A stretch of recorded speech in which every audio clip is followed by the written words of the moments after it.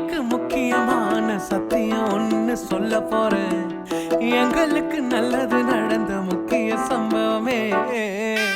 பாதுக்கு இனிமையான பாட்டாத்தான் பாட போறேன். மனசு பட்டாம்பூச்சியே யாரும் நினையாத எங்களை மனசில் வச்சாரே.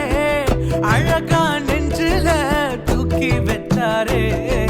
சிலுவையில் எங்களை நினைச்சு பார்த்தாரே. அதோட எங்களை வாழ வச்சாரே. எல்லாத்தையும் இழந்தோம், இப்போ இழக்க ஒண்ணுமில்ல. என்ன சந்தோஷம் இப்ப ஏசு எனக்கு